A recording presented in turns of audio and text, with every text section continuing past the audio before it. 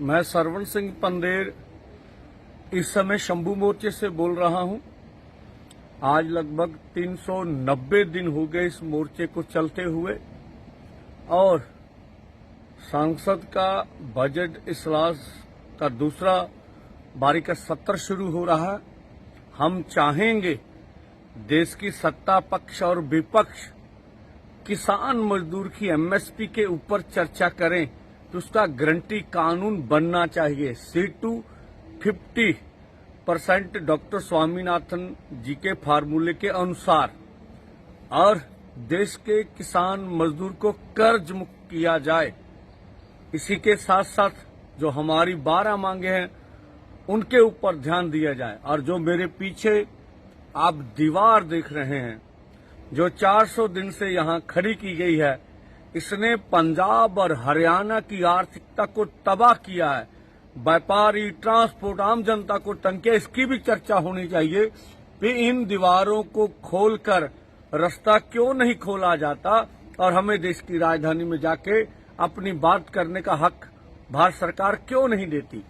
इसी के साथ साथ जो देश में जितनी भी अकलियतें हैं, जो धार्मिक कम गिनती है, जो भारत का ट्रैक रिकॉर्ड है, वो डाटा जो है वो अच्छा नहीं है मानवाधिकारों के लिए। और इसलिए इसके ऊपर भी यार मणिपुर में जो कुछ हो रहा है उसके ऊपर भी हम चिंता जताते हैं।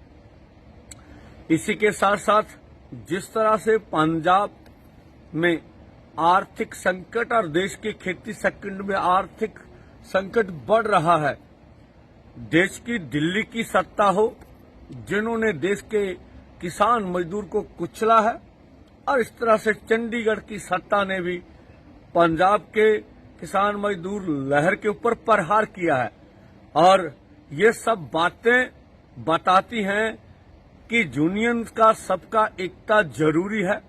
ये पूरे देश भर के किसान मजदूर की भावना है और हम उसके लिए प्रयास कर रहे हैं।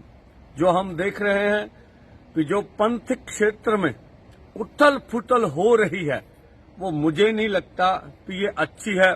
जहां पर पंथक क्षेत्र है यहां पर आर्थिक संकट भी है और जो कुछ भी हो रहा है धार्मिक क्षेत्र में उसके लिए दिल्ली की सत्ता तो खुश होगी।